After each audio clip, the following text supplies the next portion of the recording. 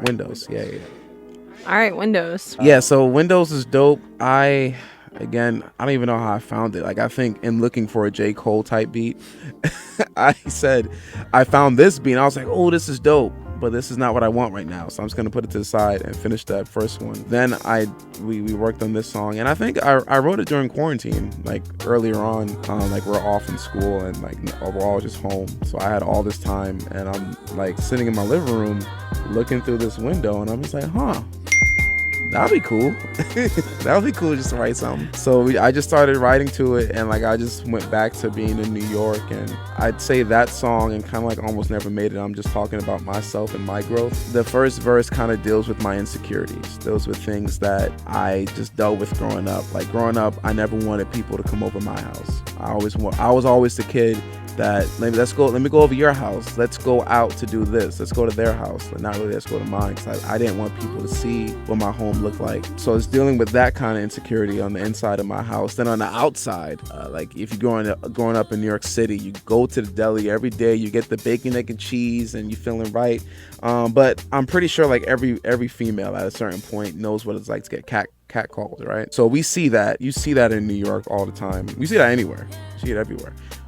We have a culture that perpetuates it, but we see that in New York, and I'm growing up seeing it, and I'm like, dang, like men, we need to stop doing this. Like we need to stop objectifying women. So yeah, so in my self-righteousness, in my you need to do better, I still have my faults, because then I talk about lust and like lusting internally. Like maybe I'm not in the store hollering at a woman directly, but maybe it's at home when I'm on the computer.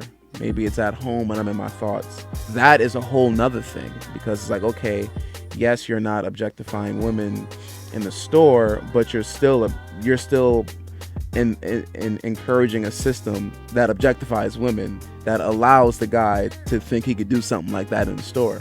And then at that, we double down on it towards the end of that verse and say, well, the difference between you and that guy is one person is honest and the other person's not.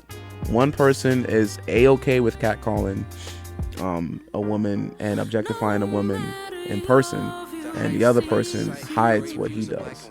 So there's a lot of just meta, a lot of just me dealing with my inner thoughts of insecurities, thoughts of self-righteousness, how I perceive the world, what's right, what's wrong. And but then still we wrap it up by saying, considering all that, we still have a job to do. We still need to repent. We still need to know that there's a person who can see you both in your insecurities and in your faults, and still love you through both of that. And that person's name is Jesus. 6 windows up, architecture for charged lectures. Across the hall, never felt so small. Beneath it was a heater, unemployed in the winter and scarfed in the summer. My window like Sojourner, truths buried, enslaved to my views, to what I journal, my journey, my window, my pew, confessions of a marauder, my arbitrary disarray. Few visitors, scared of what they might say if the faint rips of paint chips, walls undressed, canned goods, pants stood, hand-me-downs best. My shoe game was the flu game, with no wind, delusions of grandeur, quarter truth candor, then take a gander out the window. Limbos of uncertainty, see some tears on my pillow, that bitter taste still irks me. Fear in the middle of being derided. My window, the only place where my dreams get excited. Understand the view goes beyond the roof, though it's hard, it's true.